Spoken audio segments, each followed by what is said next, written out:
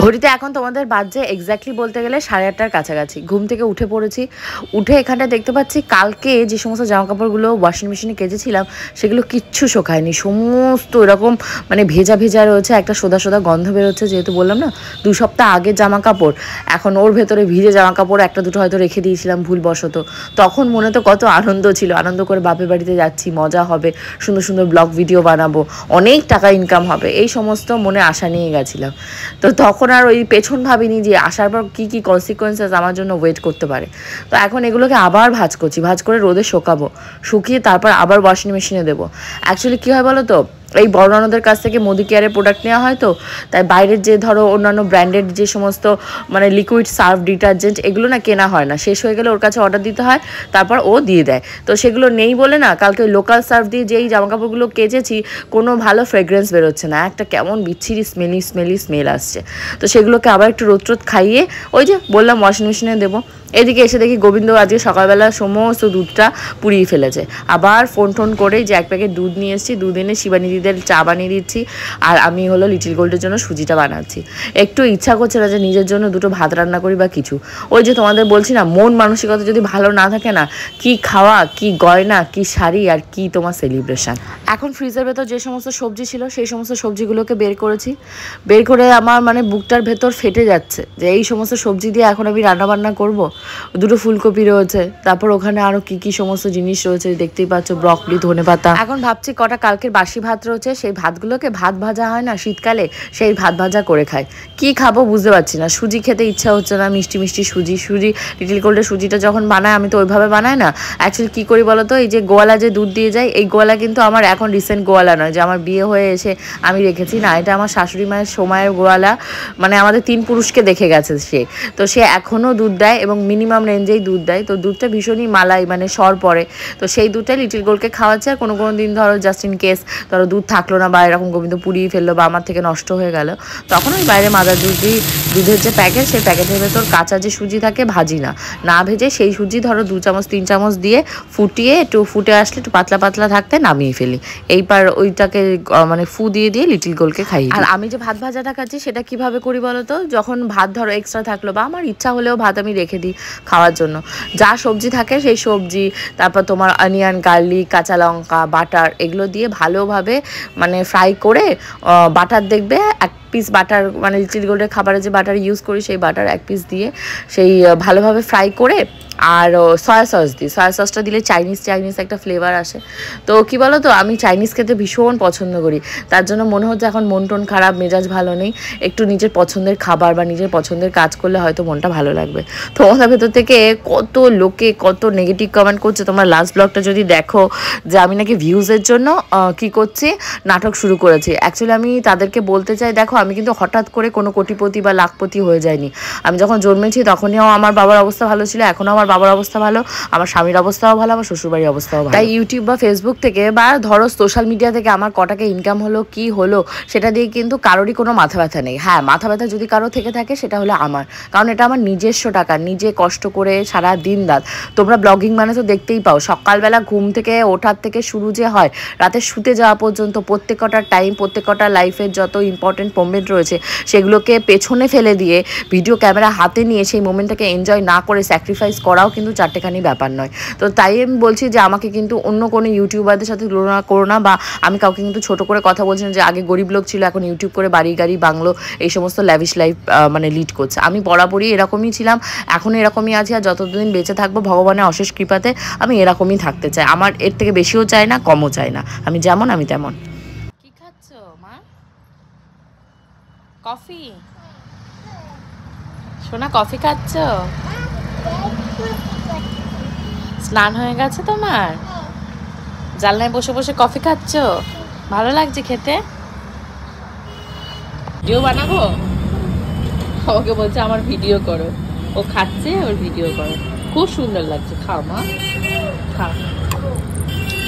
এটা হরলিক্স গুলে দিয়েছি, বললাম না যে হরলিক্স নিয়ে এসছি, তো সে হরলিক্সটাকে ওকে গুলে দিয়েছি, আর ওর সেই রেগুলার যে জল খাওয়ার পট ওইটার ভেতরে দিয়েছি। হঠাৎ করে কাজ করতে করতে ওই যে আমার যে ইয়েগুলো দেখো না, রান্নাঘরের যে আমার শেলফগুলো রয়েছে, শেলফগুলো তো অনেক বছর আগেকার, ধরো শ্বশুরমশাইয়ের আগের, ধরো 3 বছর 4 বছর হতে গেলে। এবার শেলফগুলো থেকে আস্তে আস্তে হয় না সেই চোচের মতন ওঠে, তো চোচটা হাতের ভেতর ফুটে গেছে। এবার আমার সেই ফার্স্টের যে বক্সটা ছিল, আমি যখন ফার্মাসিস্ট পড়তাম সেই বক্সটা খুঁজে পেলাম না, এদিক ওদিক হয়তো মেবি হয়ে গেছে। তো কি করব, মানে নিজের মতো নিজে হাত দিয়েই ওই চোচটাকে বের করলাম, কারণ চোচটা হাতের ভেতর থাকা মানে ইনফেকশন হয়ে যাবে। তো এখন পুজো টুজো দিচ্ছি, স্নান ধান হয়ে গেছে, রান্নাবান্না অলমোস্ট ডান। ভেবেছিলাম আজ সকালবেলা উঠে স্নান টান করে তারপর রান্নাঘরে ঢুকবো। প্রত্যেক টাইমই সেটা ভাবি যে আগে সকালবেলা ঘুম থেকে উঠে ঠাকুরের পুজো অর্চনা করে তারপর রান্নাঘরের দিকে যাব, কারণ খাওয়াটাই তো মেন নয়। আমি এই লাইফে কি করলাম সেটা দিয়ে আমার আর কিচ্ছু যাবে আসবে না, আমি আর কদিনই বা বাঁচবো। এখন 30-এর বেশি হয়ে গেছে বয়স, আর হয়তো খুব বেশি হলো 10-15 বছর 20 বছর। পরবর্তী লাইফটা যাতে আমার বেটার হতে পারে, আমার মেয়ের বেটার করতে পারি, আমার ফ্যামিলির মেম্বারদের বেটার করতে পারি, আমি সেই দিকে এখন মনোযোগ দেওয়ার চেষ্টা করছি। তো গাছের ফুলগুলো দেখে আমার এত আনন্দ হচ্ছে, এত আনন্দ হচ্ছে, তোমাদেরকে বলি না, লোকের খুশি দেখতে আমার যে এত ভালো লাগে।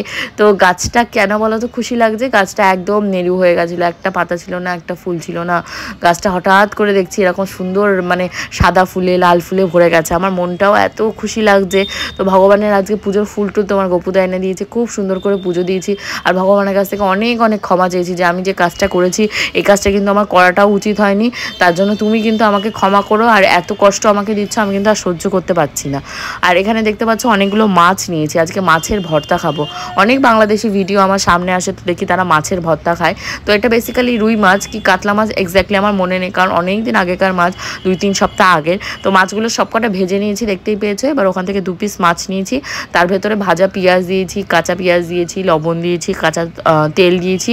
শুকনো লঙ্কাটা যেহেতু অ্যাভয়েড করছি এই 2025-এ, তাই শুকনো লঙ্কা দিইনি, আর কাঁচা লঙ্কা দিয়ে সর্ষের তেল ওপর থেকে দিয়ে এটাকে মেখে নিয়েছি। আমাকে আমার মা ভীষণ বকাবকি করে যে লিটিল গোল্ডকে আমি হাতে করে ভাত কেন মাখাই না। অ্যাকচুয়ালি কী বলতো, লিটিল গোল্ড আমার ভাত রান্নার মান্না দেখলেই বলে মা ভাত খাবো। আমি বুঝতেই পারিনি আমার মেয়েটা আমার চোখের সামনে এতটা বড় হয়ে গেছে, কারণ আমি মেয়েটার দিকে তো সেভাবে ধ্যানই দিই না। আমি আমার মতন রয়েছি, সে তার মতন রয়েছে। যতটুকু যত্ন আমার 100% কেন, আমি 200% দিই, কিন্তু অতটা না আমি ইয়ে করি না যে আমার মেয়েটারও তো 2 বছর 3 মাস 4 মাস হতে গেল, ওকে তো এখন হাতে করে ভাত খাওয়াতে হবে। তো আগের দিন আমার বাপের বাড়ির সামনেই একজন থাকে, তো লিটিল গোল্ডের থেকে একটু বয়সে বড় হবে, 3-4 মাসের। তো ও দেখি ওর মা কি সুন্দর ভাত দিয়েছে, ও ভাত খাচ্ছে। তো আমিও না ট্রাই করেছি, আজকে কিন্তু ফার্স্ট টাইম নয়, কালকেও করেছিলাম, যেহেতু মন মানুষকে তো ভালো নেই আর ক্যামেরা অন করে মানে করিনি রেকর্ডিং। তো আজকে ভাবলাম একটু তোমাদের সাথে শেয়ার করি। দেখো লিটিল গোল্ড দেখতে দেখতে কি সুন্দর বড় হয়ে গেছে, কারণ নজর না লাগুক, কারণ তোমরা সবাই ভালোবাসারই মানুষ, কেউ নজর দেবে না, কিন্তু তাও এটা আমার মুখ থেকে এখন বেরিয়ে যায়।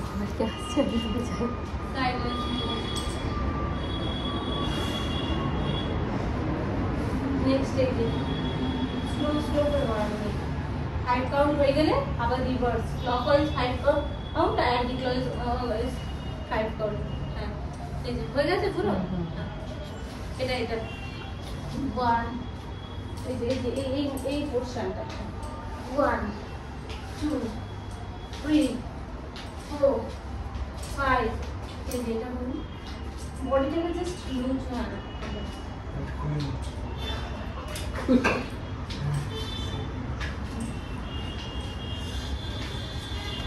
এটা করে দিদি ওটা নিয়ে রেখে 1 2 এটা বেশি করে, এটা দিদি তো বেশি করলেও হবে।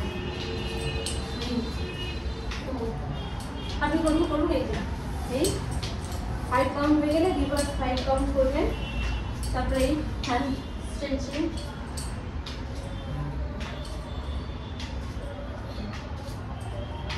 লেগে না যাবে।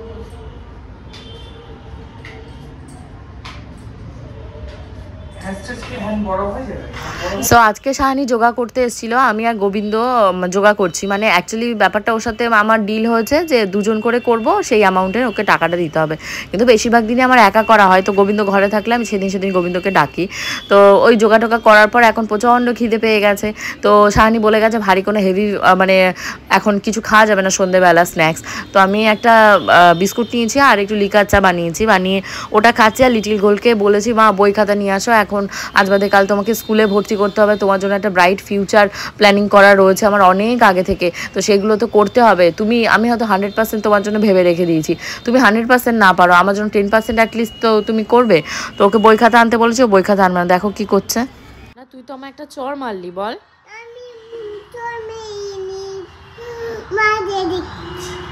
মজা করেছিস? তোর সাথে আমার মজার সম্পর্ক, তুই মজা করলি আমার সাথে? ঠাস করে একটা চড় মেরে।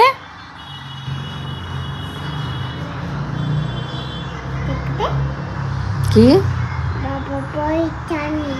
হ্যাঁ,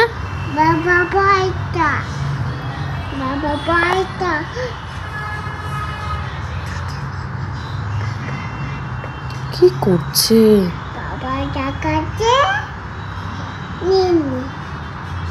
হিসু করেছিস কেন সেই কথা বল। দেখো, ও হিসু করে মজা করেছিস। ওয়াশরুম নেই তোমার বাড়ি? তুমি ওয়াশরুমে গিয়ে হিসু করনি কেন? ও কি হয়েছে, আমি ঢুকেছিলাম ওয়াশরুমে, তাই তুমি ওয়াশরুমে গিয়ে হিসু করতে পারোনি? ও আমি হিসু করতে গেছিলাম ওয়াশরুমে, তাই তুমি ওয়াশরুমে ঢুকতে পারোনি, রাস্তায় হিসু করে দিলে। এই কাজটা করতে পারলে? তোমার 2 বছর 3 মাস বয়স হতে গেল। তুমি মজা করেছো? তোমার মজা এখন আমি সাজা করে দেব। আমি মারবো, আমি তোমায় মারবো এখন। না না, আমি মারবো, আমি মারবো মারবো মারবো মারবো মারবো। আমার মন মানসিকতা ভালো নেই, আমি এখন যাকে পারবো তাকে মারবো।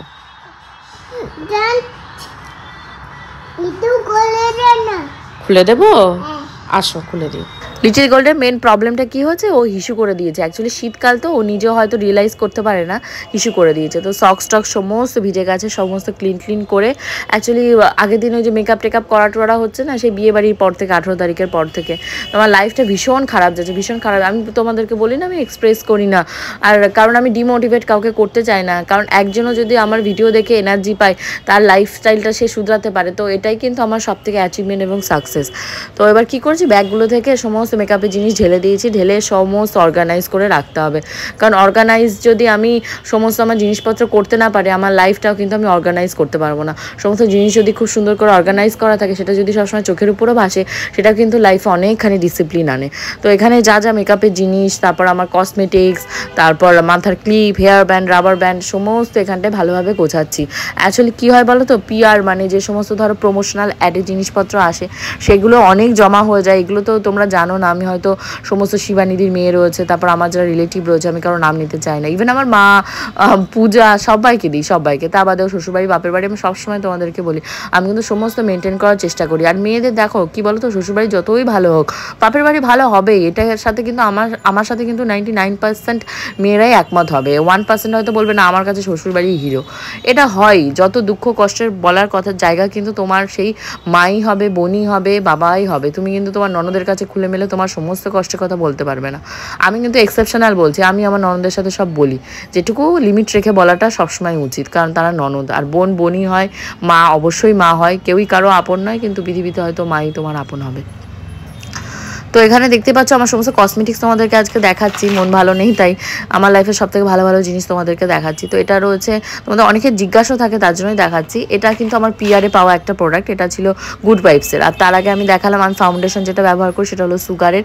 আর সুগারের ফাউন্ডেশনটার সাথে ওই যে প্রাইমারটা, ওটা ফ্রিতে পেয়েছি। এটাও আমার একটা পিআরে মানে প্রমোশনে দিয়েছিল, ব্লু হেভেনের চিক টিন্ট।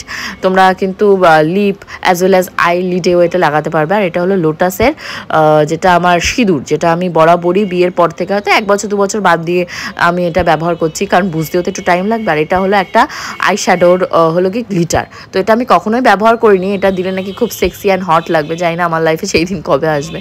তো এখন রাতের বেলা একটু স্কিন কেয়ার করছি। লাস্ট ব্লগে একজন আমাকে কমেন্ট করেছে, তোমার নাটক তুমি বন্ধ করো, মন মেজাজ ভালো না থাকলে স্কিন কেয়ার করছো। হয়তো একটা পার্ট আমি দিতে মিস করে গেছি, ওখানে আমার একটা প্রমোশনাল অ্যাডের শুটিং ছিল, তো সেটা যেহেতু আমি নিয়ে নিয়েছি পিআরের অ্যাডভান্সটা, তো তার জন্য আমাকে তাদের ভিডিওটা রেডি করে দিতেই হবে। আর তার সেটা ডেডলাইন ছিল যে কালকেই দিতে হবে। তো আমার লাইফে কি ঝড় ঝাপটা হলো না হলো, সেটাতে কিন্তু কারোরের কিছু যায় আসে না। তারা যেহেতু প্রফেশনাল ওয়েতে আমাকে পেমেন্ট করেছে, আমারও উচিত এটা প্রফেশনালিজমটা বাঁচিয়ে রেখে দেওয়া, কারণ এটাকে তো আমি প্রফেশনালভাবেই নিয়েছি, তোমাদের আশীর্বাদেই নিয়েছি। কারণ তোমরা যদি আমাকে হেল্প না করতে, আমাকে সাপোর্ট না করতে, বিশেষ করে আমার প্রিয় ভিউয়ার্স, সাবস্ক্রাইবার যারা প্রতিটা দিন আমার ভিডিওগুলো দেখো, অ্যাটলিস্ট সেটা 10,000 মানুষই দেখুক না কেন, সেই 10,000 মানুষের প্রত্যেকটা মানুষকে আমি আমার মানে কত যে থ্যাংক ইউ দিতে চাই যে আমার এই দুঃসময় তোমরা পাশে রয়েছো, আমাকে সাপোর্ট করছো, আমার ভিডিও দেখছো।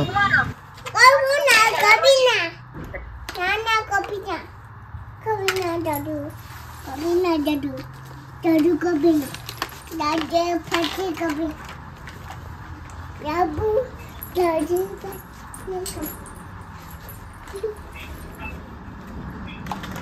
दादू दादू कभी ना दीदी कभी ना